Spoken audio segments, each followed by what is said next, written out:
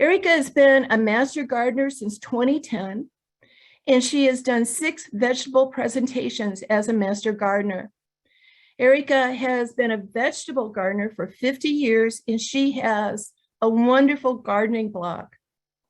She also likes to introduce people to gardening, vegetables, flowers, herbs, or any form of gardening that involves soil and plants. The reason is that she truly believes that working closely with nature is healthy and healing, especially if you allow the garden to enter your thoughts. And this is all about awareness. So I'm going to turn it over now to Erica.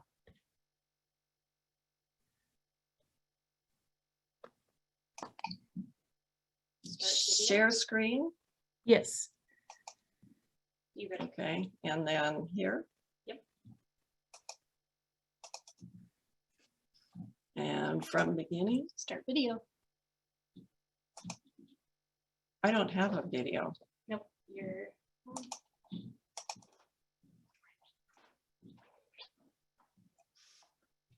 This is Lily helping me.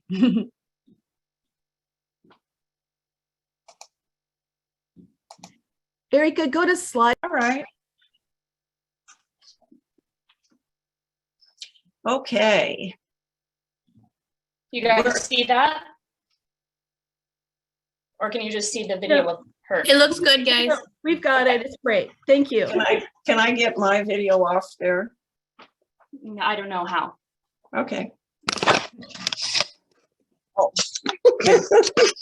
But that's also the, okay. Put it down. Sorry, everyone. We're just trying to figure this out.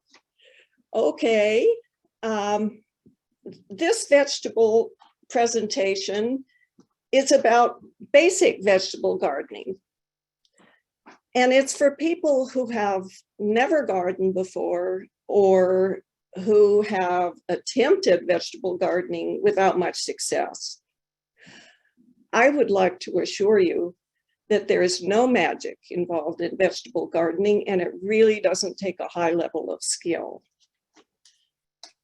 What's needed is the ability to follow a few simple guidelines and to put your mind in the right place.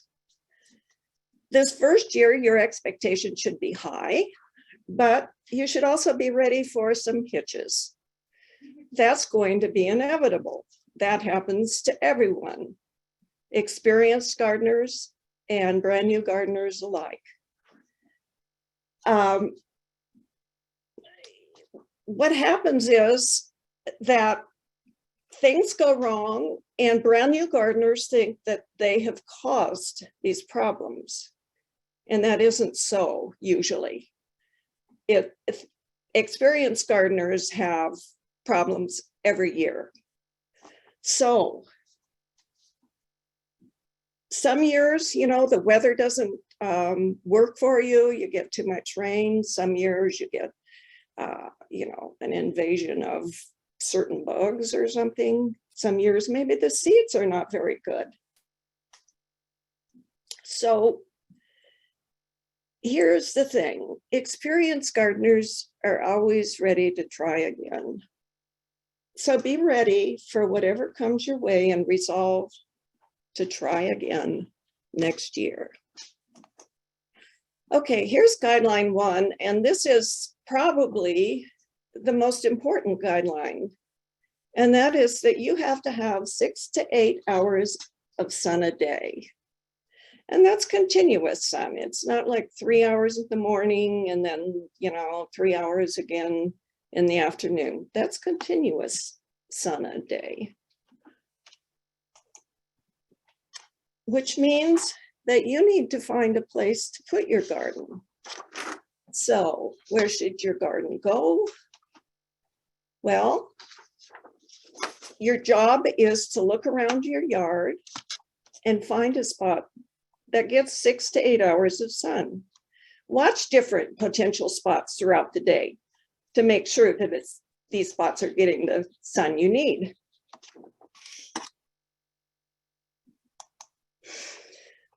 Here's a couple of ideas. You can see that, let's assume that both of these spots get the 6 to 8 hours of sun they need. But they're also getting additional help by being up near to buildings. And in this case, both the buildings are light colored. And so the sun hits those and sort of bounces back to your garden, and it also collects heat. And so your vegetables are getting that additional help. And the other thing is that they're going to be kind of protected in that area.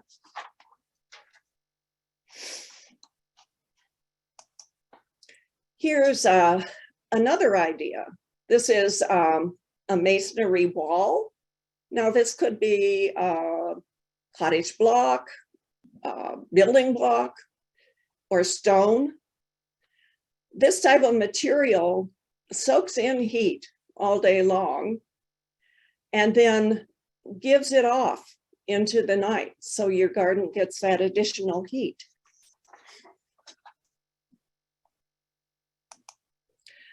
If you don't have any place in your yard proper that gets 6 to 8 hours of continuous sun, use your parking strip or your front yard. Now, this couple has a beautiful garden in their front yard, but you don't need to use your whole front yard, just use some piece of it. Vegetables are pretty. Vegetables are decorative. So consider that. Okay.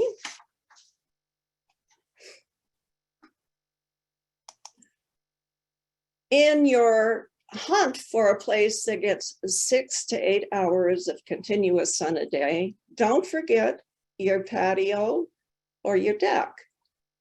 You can do container gardening there. What's a container? A container is anything that can hold 12 inches of soil and has drainage holes in the bottom, which you can put there. So anything that's deep enough to hold 12 inches of soil and has draining holes is a garden container. Additional considerations to locate your, additional considerations are to locate your garden spot to a water source. So make sure that you have available water. Another thing is that low spots in your yard are collection points for cool air and also for water. So best not to try to use a cool, a low spot, even if it is the sunniest spot in your yard. If you have a slope that's very sunny, you could garden on the slope, but it would be best to make terraces so that the actual planting space is flat. I'd also like to make a little suggestion here, and that would be that your first garden is not too huge, maybe a 10 by 10 plot. And limiting the size will keep it fun and manageable, along with limiting the size of your garden. Limit the number of vegetables you grow, but be sure to include things that your family loves. Okay, so we've talked about trying to find a place that gets 6 to 8 hours of sun a day. And not everybody has that. But sometimes you have a place that gets 4 hours of sun. Here's a really nice comprehensive list of vegetables that only need 4 hours of sun a day. And I think you could have a very nice garden just using these vegetables. Now, you don't need to try to copy these down because you're going to get a copy of this program. So we don't need to go through it, but just be aware that that's a possibility.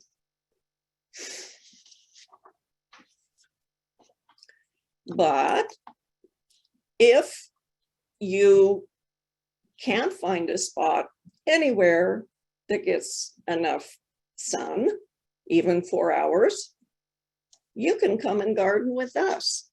We'd love to have you join us at Catalyst Park.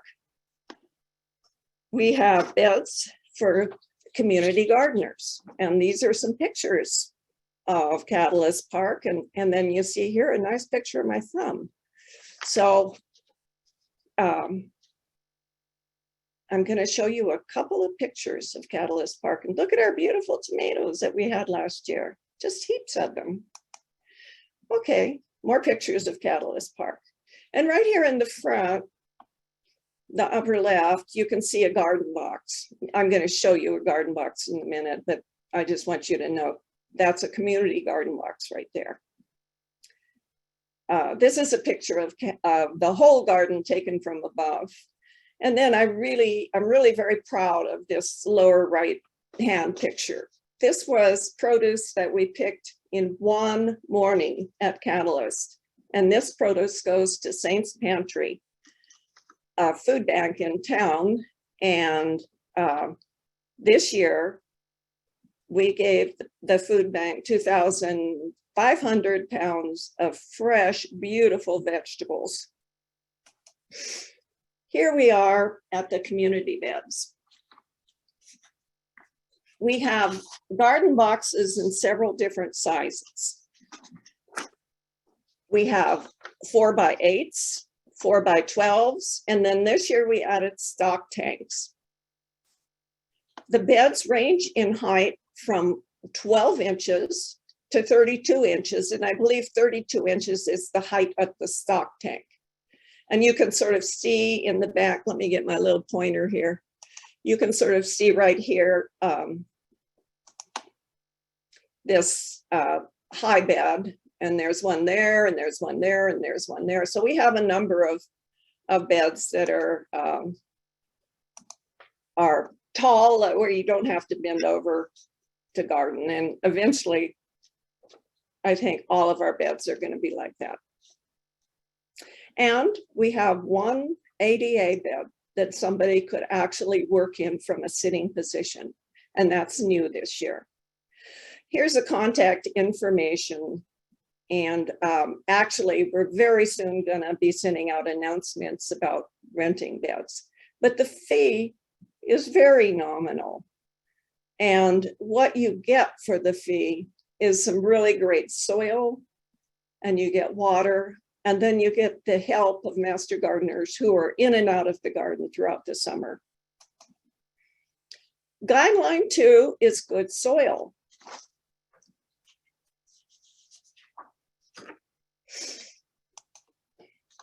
There's so many choices. It's pretty confusing when you go to the, to different stores in town. You see bags and bags and bags of different kinds of products. There's garden soils and potting mixes and all sorts of stuff. Garden soil is really what you want for containers. But if you're going to have a raised bed, you need a better source. You don't want to try to fill up a raised bed with bags of soil. So you need to buy soil by the yard. And the soil that you want is called garden soil or garden mix. And as I said, it's sold by the yard. And if you have a truck, you can actually drive to the soil yard. The soil yards are the places that also sell sand and gravel. But you can drive there and get your truck filled up. If you don't have a truck, they will deliver. Now it's a little more expensive. Oh, I want to go back. Many of the native soils in Mason County and the adjacent area are full of rocks and sand and very little or too much clay. This is not a dream recipe for garden soil. What is good quality soil? Well, it's a balance of sand, loam, and clay. This soil will provide your vegetables with the basis for healthy growth. When I started my current garden 12 years ago, I made beds right in Mason County soil. I use screens to sift the rocks out. I could have done that forever. I could still be doing that. The rocks, are endless, but I did get a fairly decent bunch of soil. I added compost to it and decomposed leaves, and I added bags of steer manure and chicken manure. And then when I planted, I used additional fertilizer in the planting rows. My garden rewarded my hard work, and I had lots of great vegetables. Since then, I've enlarged my garden and added 3 large raised beds. For these, I bought soil, and then I added some of this to my in-ground garden beds too. Every year, I collect leaves from the many deciduous trees in my yard, and I cover all my beds with them in the fall. And then in the spring, I turn that in and add manures and fertilizers. I'd like to give you a little side note on using manures. Chicken, cow, horse, goat, rabbit, llama, and alpaca are all good to use in your garden. However, chicken, cow, and horse manure have to be composted. And probably for about a year before you put it on your garden. And then it's safe. If you put it on fresh, it will burn your vegetables. It'll actually harm them. Goat, rabbit, llama, and alpaca, those guys that produce little pellets, that manure can be used right away. And it won't hurt your plants at all. It'll help them. Okay, we're going on to seeds. This is guideline number 3, that you have to have good seeds. And there's a little video about seeds here. So I'm going to play that now.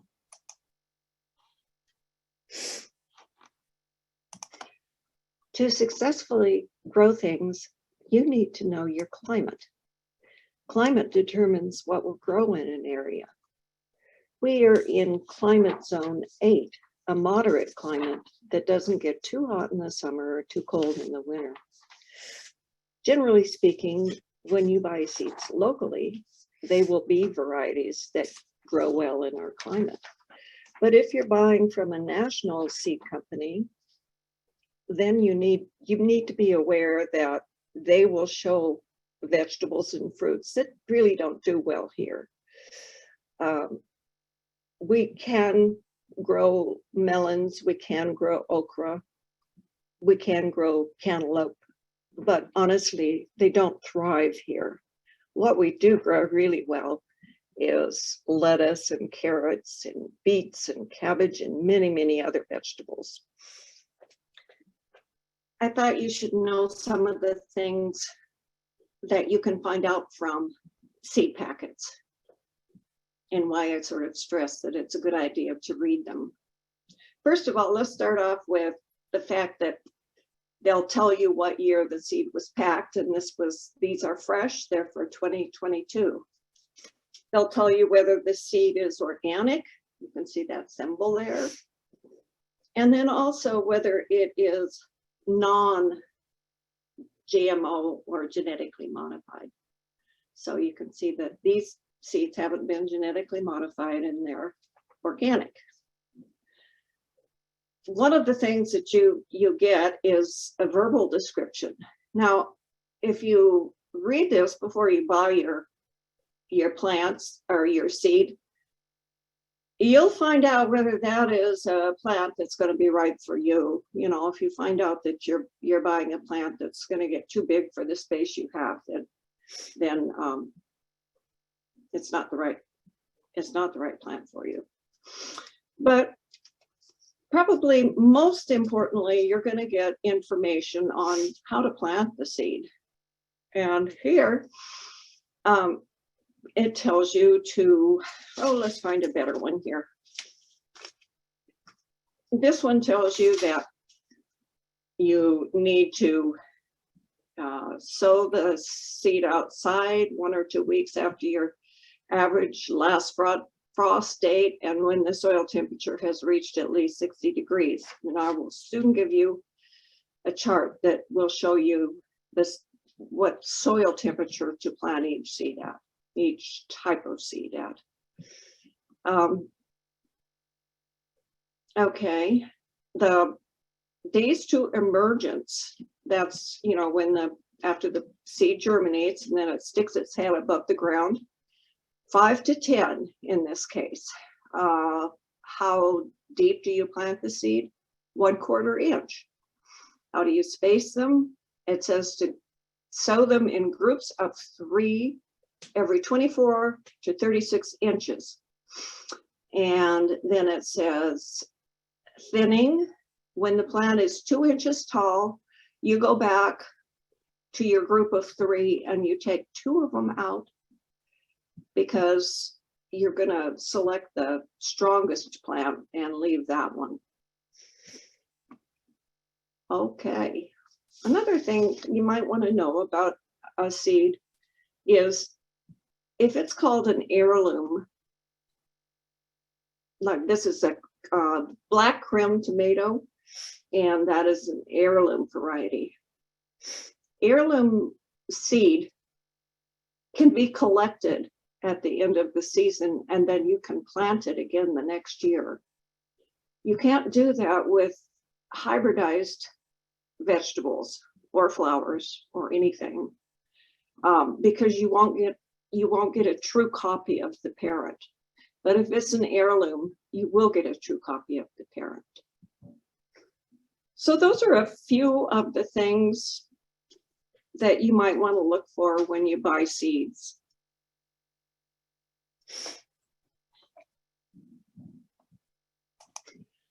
To successful, we're going back. Here we go. I know that not everybody is going to want to start their plant from seed. And I know you have all seen grocery stores and nurseries and all sorts of places offering trays and trays of garden seed, of garden plants. And this is a perfectly fine way to do it. And it's maybe for your first garden, maybe it's the best way to do it because you don't have to worry about your seed germinating. You need to look for healthy plants. And here we have a tomato plant, and it looks to me, this is a really nice little tomato plant. You're not going to look for the tallest potato plant or tomato plant. You're going to look for the stoutest, healthiest looking one. Notice the stem. The stem is kind of thick. It's not spindly. If the plant has a tinge of purple on it, on the leaves, that often means that the plant has been exposed to cold. And that is significant for some plants. So don't buy any plant that has been subjected to cold. If the plant has a little bit of yellowing, that means that it's been underfed or overwatered. So, and of course, don't buy anything that has insects on it. The advantages, of course, of using plant starts are that you're going to be putting a fairly established plant into your garden. And so you don't have to wonder whether your seeds are going to germinate or not. The advantages of starting from seed are that you will have a much greater variety of vegetables to choose from. There might be 12 different varieties of cucumbers to choose from. There might be 20 different varieties of tomatoes to choose from. So greater variety. And then, of course, seeds are cheaper.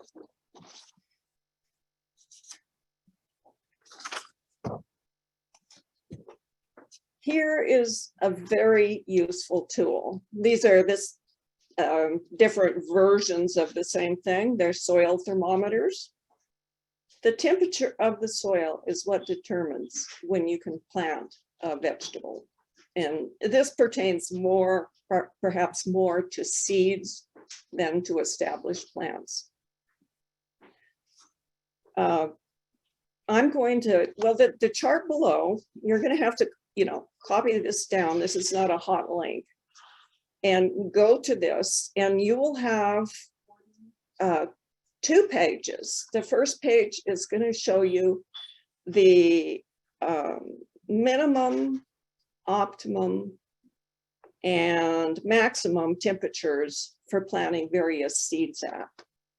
You want to use the optimum.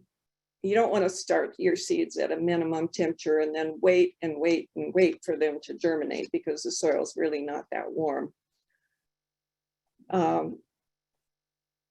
You can, for instance, plant a cabbage seed at 40 degrees. But the problem is it will take it a long, long time to germinate at that temperature. So just wait for the soil to warm up. You're not going to lose anything by waiting, any time by waiting. If you start a seed when the soil's too cold, it'll grow very slowly.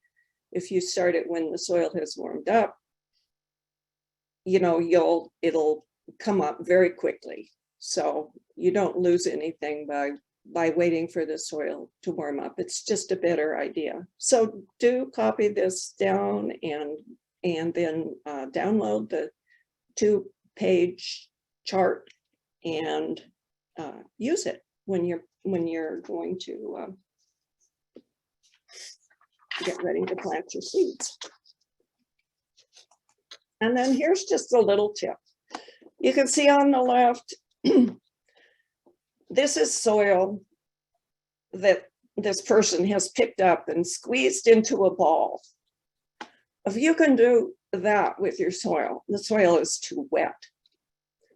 You want the soil to look like it does on the right, kind of crumbly. Then the soil is ready to work. You don't want to work wet soil because it destroys the structure of the soil. So just wait until the soil has dried out a bit before you work it.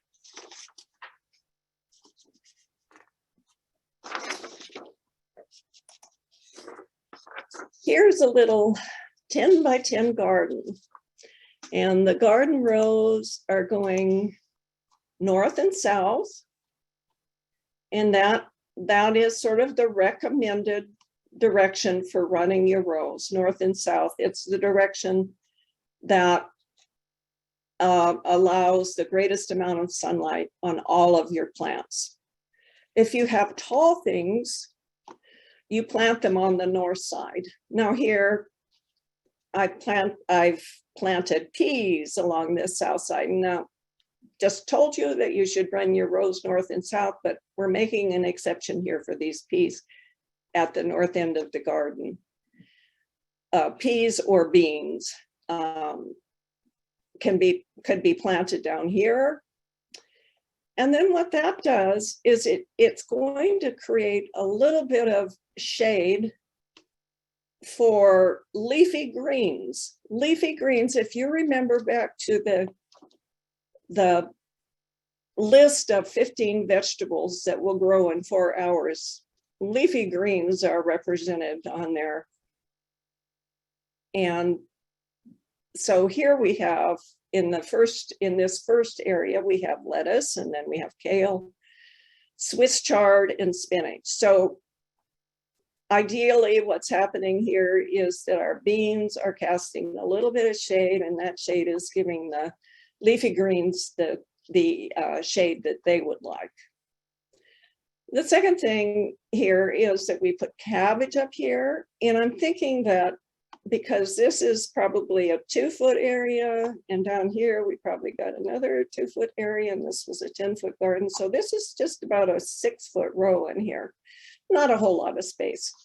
If you want to grow cabbages, grow them in a crisscross pattern or a zigzag pattern, here, here, here, here, like that. And that gives you more more plants for the small amount of space you have. Notice here that the vining things have been put on the edge of the garden, in this case on the south side of the garden. And that's because we want to give them room to grow out of the garden, maybe into your lawn or whatever you have outside your garden. Now, there's no magic about this south side. This, you could put these same vegetables, these same vining plants on the east side or the west side. It wouldn't matter. The idea is if you have a space where these vining plants can grow out into the yard, that's a good thing because they really can take up quite a bit of space. Here we have a row of carrots, and then beets, and then onions and radishes, and down here tomatoes. A word about onions.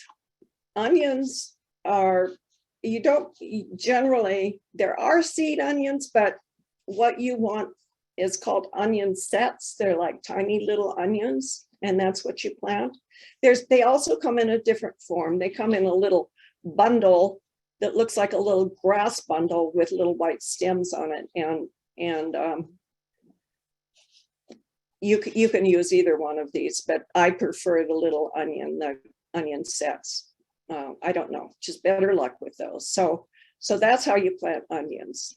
Now there is no magic about the things that I've chosen to plant here. You could, if you want different vegetables, plant different vegetables. I'm just trying to give you an example of a nice little garden that would produce a lot of food in just 10 by 10 space. Down here, I have the tomatoes, and I think in 6 feet, I think 3 tomatoes, especially if they're going to be the large indeterminate type tomatoes, that's plenty for that space. So that's a little bit of information about how you might lay your garden out. Okay. And now we have a little planting video. And this is actually about lettuce and carrot seeds, which are very tiny. As you can see, they're in my hand. They're just little bitty seeds, and they're hard to plant. So, go. Today, I'm going to plant a row of lettuce behind this lettuce that I've planted about a month ago. And then I'm going to plant a row of carrots. And both of these seeds are very tiny. And they're a little bit difficult to plant because they don't really go in the ground. It's almost like they just go on the ground. But what I do, especially with these seeds, is to wet the soil down first. So I like to work with the soil wet. And that way,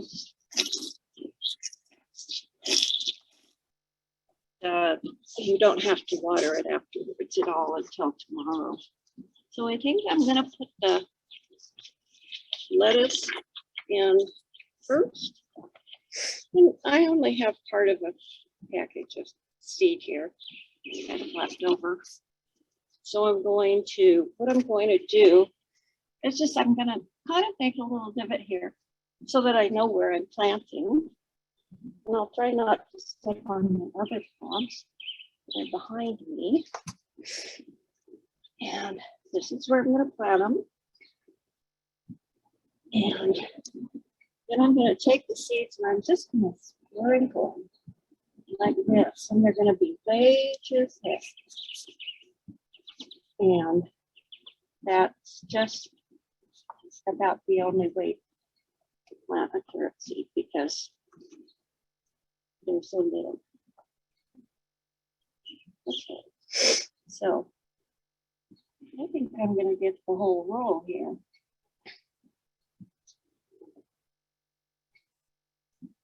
after they're in the ground or on the ground, all you do is come back and kind of just gently put soil over them like this and pat it down. And that's how you do those. Just like that. Pat it down.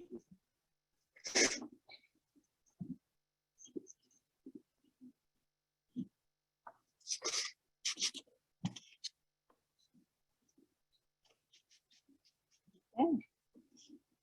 So that is a room of lettuce.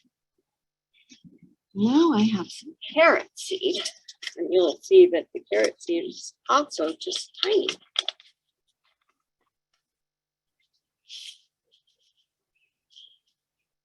Like dust, almost. So, same deal. Gonna make a little divot.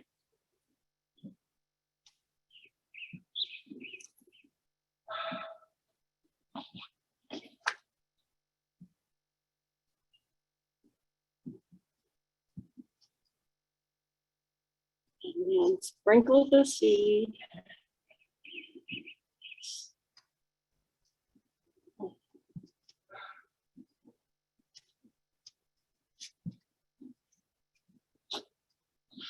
Stick on those poor plants. Okay, where was I? Right here.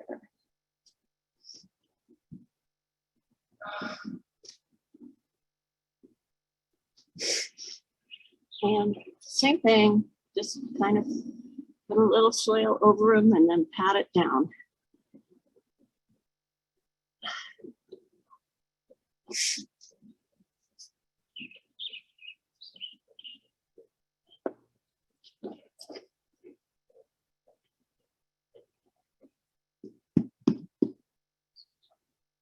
And that's all there is to that. And they'll come up too thick and they'll have to be thinned. And with the lettuce seed, you will be able to remove lettuce plants by the root and replant them somewhere else if that's what you want to do. You can't do that with carrots. You can't transplant them. So you just have to pull them out. And you might have to thin the carrots 2 or 3 times because you need to leave enough space between the carrots that they can get to a nice size. So, and there's a lesson on that coming up. So anyway, that's planting.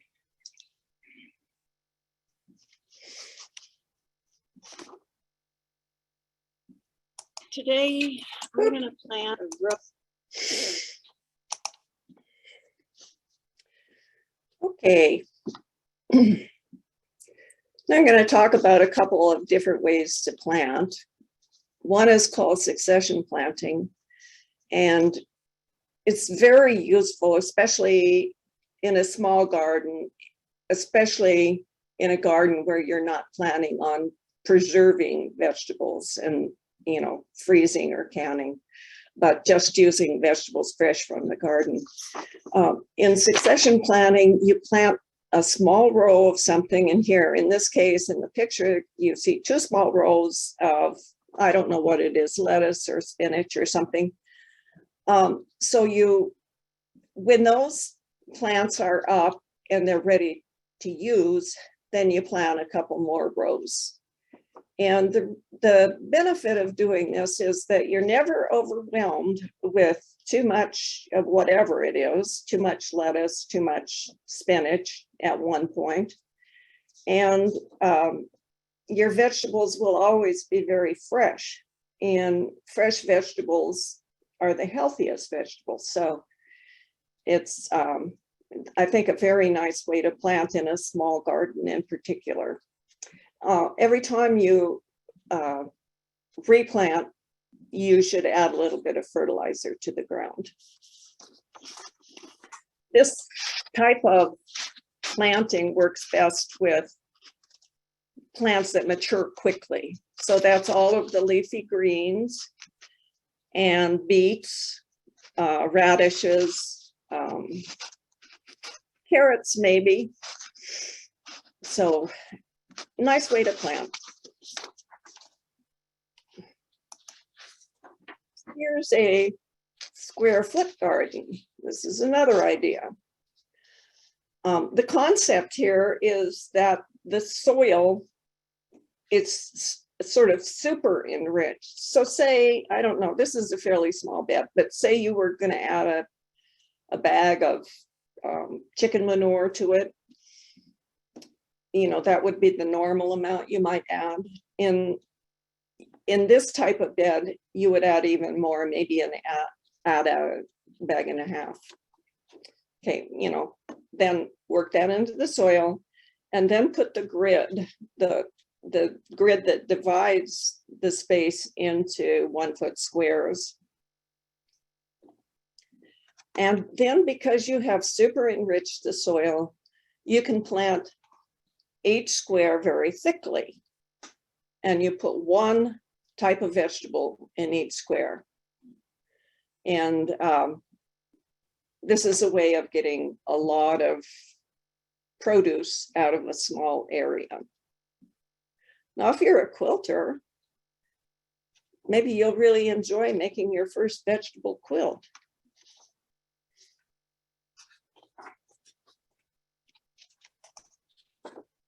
Here's a picture of some carrots that need thinning on the left. And you can see that there's just a forest of carrots there. And that's, you know, that's kind of how they come up, because it's hard to plant the seed individually. Notice on the right, these are thin carrots. Notice how many carrots have been taken out. I mean, you know, you want to leave a good amount of space between each carrot so that the carrot can develop into a nice size. There's other plants that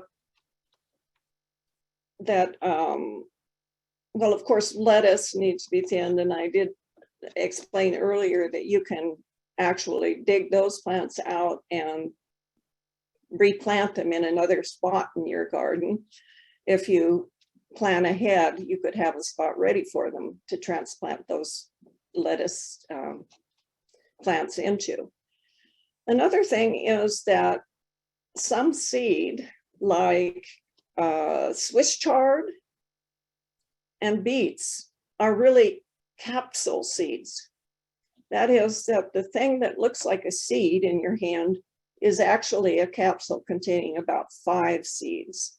So when you plant that, you're going to get multiple plants from that one seed, and those will need thinning. And both of those plants can also be thinned and removed to a different part of the garden, if that's what you want to do.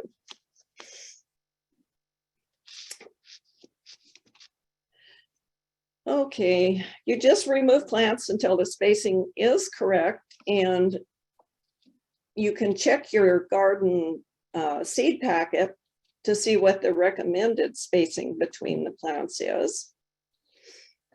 One thing with the carrots, since they're not transplantable, you can go in, an easy way to thin these is just to go in with a little pair of like manicure scissors and just cut them out.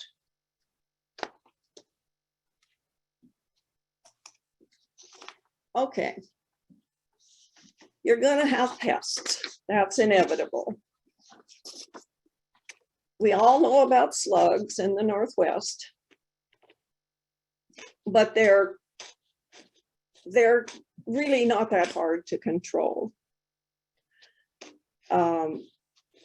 One method is to get up in the morning, put on a pair of gloves, grab a bucket of soapy water, and go out and pick the slugs off of things. And be sure to check for, I mean, I think that it's the very young slugs that do the most damage because you don't see them, and they get away with murder. So, but look for big and small slugs, or you can use a slug bait And if you do that, I would suggest using a safe slug bait. There are different brands. Sluggo is one. And this is, the reason is that a safe slug bait will protect your children and your pets and birds and other things that might try eating the slug bait. So slug bait works.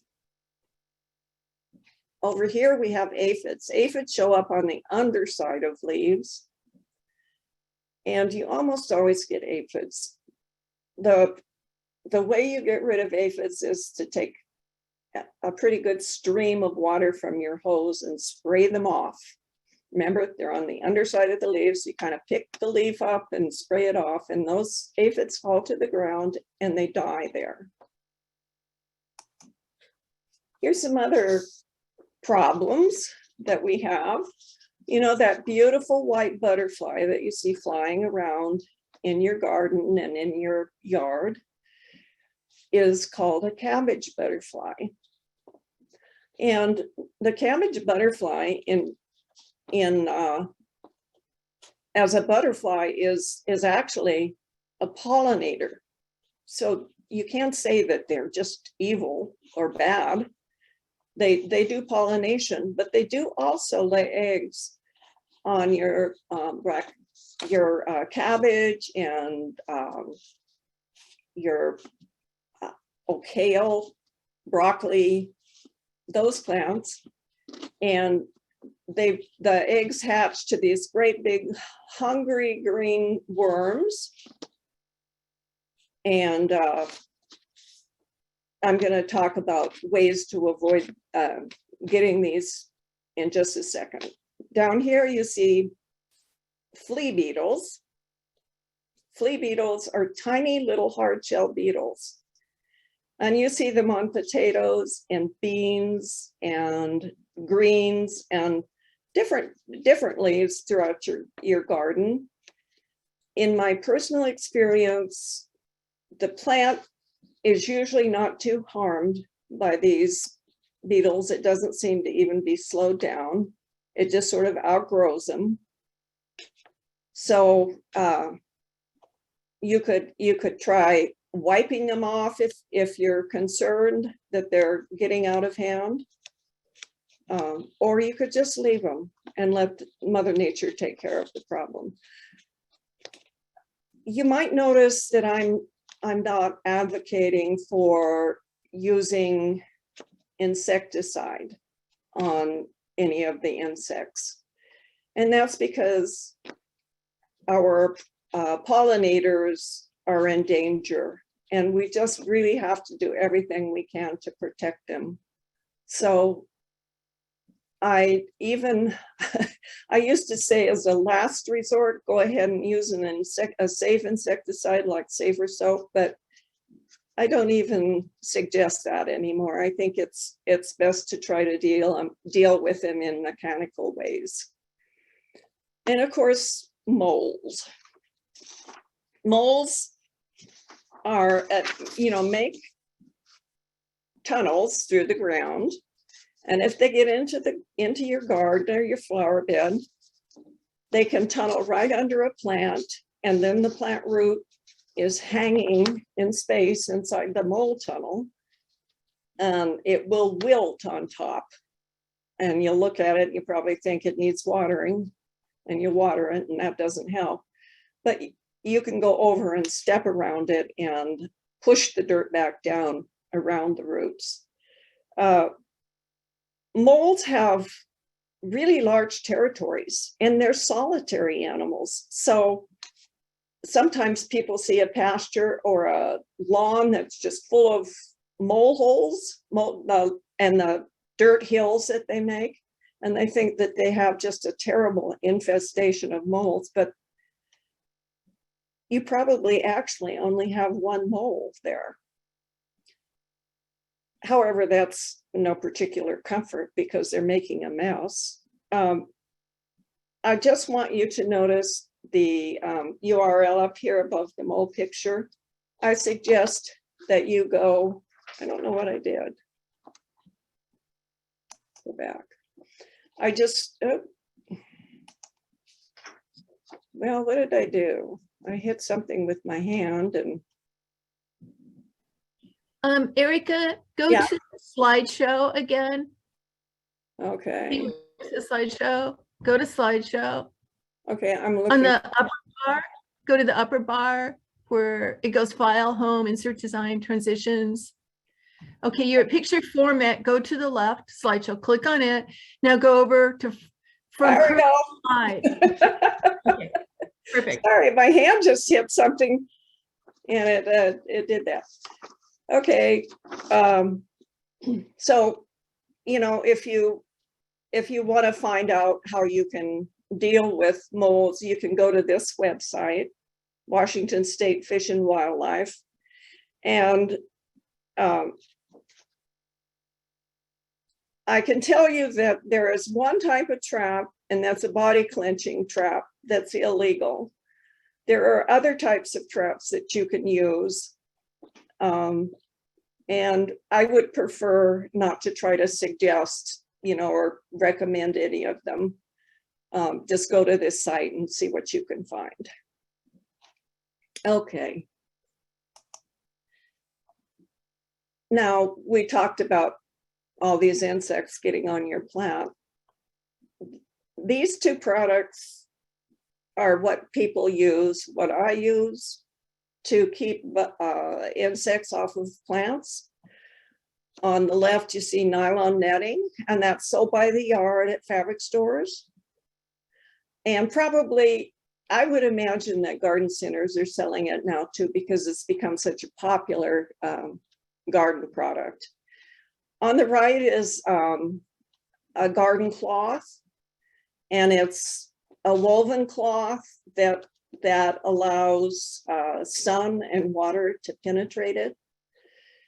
Now, if you're going to use these to keep insects off of your plant, you have to put them on the plant, over the plant entirely, and then really make sure that the edges are secured to the ground, because the different insects are very determined to get into your plant. So you want to do something to make sure that they can't. You could lay boards along there. Sometimes people put a little bit of dirt along the edges of the fabric or the nylon net.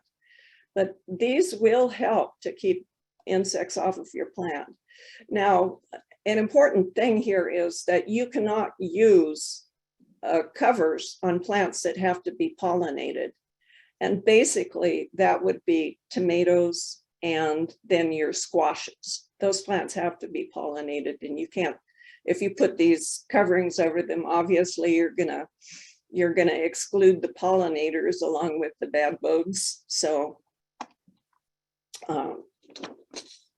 so this is what you do to control all these different things. You can use them on, leafy greens and carrots and beets and cabbages and potatoes, and actually most things that you're growing, just not your vining things and your tomatoes. Now we're going to look at some of the beneficials. So these are insects that you would like to see in your garden. You can see here on the left, the lady beetle. We all know lady beetles. We all love them. And they're very cute. Here's the lady beetle larva. Looks like a little dinosaur. And both of these are good. The larva probably does more eating of bad bugs or soft-bodied insects like aphid than the lady beetle does. Those big black beetles that you see on the ground, those are good. Don't try to get rid of them. They're good guys. Other beneficials, spiders. Spiders are wonderful in your garden. We're all afraid of spiders. We don't want them on us, but on your plants, they do good work. So leave spiders. Birds. Birds can be very active. I could see a bird wanting one of those big green caterpillars. That would be like a feast for the little bird. Here's a hoverfly, and here's a rove beetle. there are many more, but I just wanted to show you a few of the insects that help us out in the garden. Here's somebody who really doesn't help us out in the garden too much. And I wish I knew a magic way to keep deer away from a garden. You know, and there have been lots and lots of ideas, you know, hang a bar of very strongly scented soap from a tree. I don't think any of these things really work or work for long. What you need to do is to have a 6 to 8 foot fence. Maybe if you have an aggressive and loud dog, you could keep the deer away, but the gold standard is to have a fence around your garden. And I'm sorry to say that because I know that that's an expense and you're just starting your career as a gardener, but you know, this will be a necessary expense.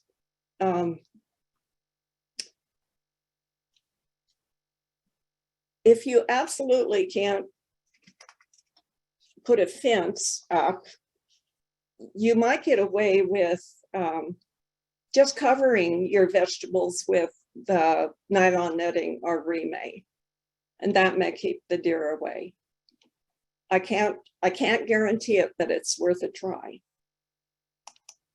Now we're going to talk about regular water, and there's a little video for that. It's morning here at Phillips Lake,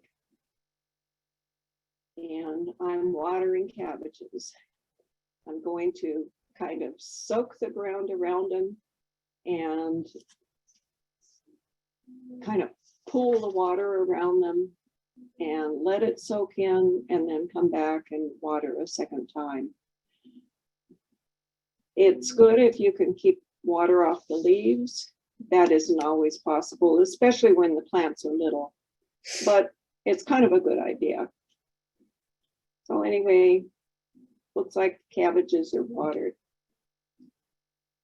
Now I'm going to go water my bean plants. My bean plants are planted along the fence, so I don't have to put up a trellis. I'm just going to let them grow up the fence. And I have a trench in front of the bean plants, and I'm going to water in the trench, and I'm going to fill it. I'll actually fill it twice. I don't think I do that on the video, but I'll come back and do it again. So it's a good way to water. I think it helps the roots to go deeper, and deep roots are a good thing. So you could do this any place in your garden. Now I'm going to water the seedlings that I planted the other day. They are not up yet, and I'm adjusting the hose to get a mist. And now I'm just misting my seedlings because I don't want to disrupt them. They're tiny seeds, carrots and lettuce seeds. And now I'm adjusting back so that I can go back and hit the cabbages again. Try to make sure that they're watered deeply, because I'm not going to water again for a few days. You might notice that I have pots of herbs and flowers all throughout the garden, and that's to draw in pollinators and to discourage certain pests. So I'll get to that in a later.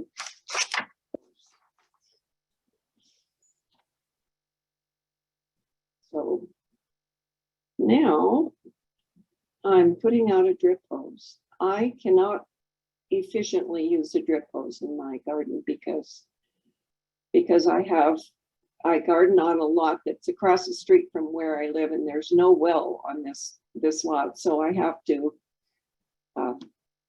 drag a hose across the street in order to water. I do use it on the raspberries though, and so I'm putting it around the raspberries, and I can do this, turn the water on in the evening and just let it go, and there won't be that much traffic.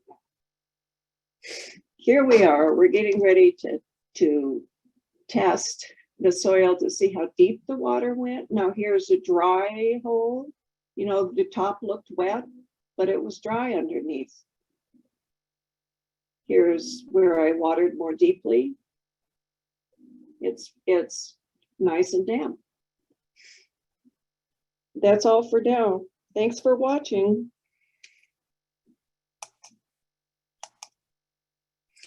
Okay, after the weather warms up, it's a good idea to mulch your plants. Mulching is, you know, just putting material around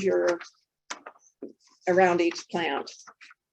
It could be straw or untreated, you know, grass clippings. It could be shredded newspaper. There's lots of different things that you could use as mulch. I usually like to wait until the ground is warmed up and then mulch. It will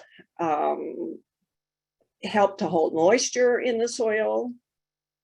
When it gets really hot, it'll help to keep the roots cooler, and it helps to keep weeds away.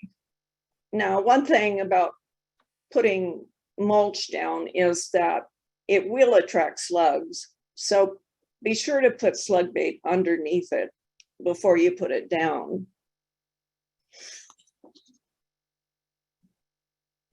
Okay. All right, first harvest of vegetables. First of all, you need to read the seed packet because that's going to tell you when the vegetable is mature, when it's at a harvestable size. For instance, sometimes it will say these cucumbers should be 7 inches long, and that's, you know, that's when you harvest them. With leafy greens, that is really just up to you, whatever size, you know, from microgreens to whatever you like. You just, whenever you think they're ready, they're ready. Same thing with other plants like peas and beans. I mean, you look at them, if they look ready, if you taste one and they taste ready, well, they're ready to harvest. So a lot of this is kind of your judgment call. Here they're showing, I don't know, that looks like spinach to me. And it looks like he is using a method called cut and come again, where he's cutting the outer leaves of the spinach off to use and leaving the rest of the plant to grow new leaves and to continue growing. So that's one way to do it. And the other way is just to pull the whole plant out and plant again. Also, you know, remember to refertilizer if you do that. So that's a little bit about harvesting. Here's an issue that happens as this weather starts to heat up. Leafy greens are really sort of cool weather vegetables. And when the weather starts heating up, these vegetables will do something called bolting. Bolting is where they send this sort of stalk up. What they're doing is they're just trying to complete their life cycle. So they send this stalk up, and at the top of the stalk, eventually there'll be flowers there, and then the flowers produce seed. So it's just this vegetable saying, I'm done for the year, and I'm going to make seed now, and then I'm going to die. We've tried cutting the stalks off to see if we could get a little more use out of the lettuce or spinach or whatever, but it really doesn't work. Once a plant starts bolting, it seems to want to bolt, and that's that. A better solution would be to find a cooler spot in your yard and just replant, or wait until the end of summer when the weather's cooling down and put in another crop at that point. I thought I'd tell you about what to look for in harvesting some things. Here are onions. Onions have a tendency to just almost pop out of the ground, as you can see here. So you have a pretty good idea of what size they are. And they're really ready for harvesting when the tops start falling over, and then you're seeing a few dead leaves on them. So then you can pick them. Over here you have potatoes. Potatoes are ready when the tops die and are brown. You can dig potatoes in. Here we have squash and pumpkin. The way you determine that they're ready is that you can see that the leaves are starting to die and that the stem that's holding the fruit is hard and kind of dry. And then if you stick your thumbnail down into this flesh of, or the skin of the vegetable, you should be able to dent it. So that's how you tell with those vegetables. You've done a lot of work to make your garden soil, to improve your garden soil and make it healthy. So you need to protect it, and you protect it by putting something over it throughout the winter. And that can be a live crop like fava beans or clover, or it can be, just jumped ahead, I'm gonna go back. Or it can be, here we have straw, or you could use black plastic for that matter. You just wanna cover them because the rain, how we get rain in the winter, the rain leaches the nutrients out of the soil. So you wanna really protect your soil. And another little word on that is that soil, because vegetables are heavy users of nutrients in the soil, much more so than flowers and shrubs, you really have to improve your soil every year. I always, I use leaves and turn them in. You could turn this straw in and then use manures and compost and fertilizer.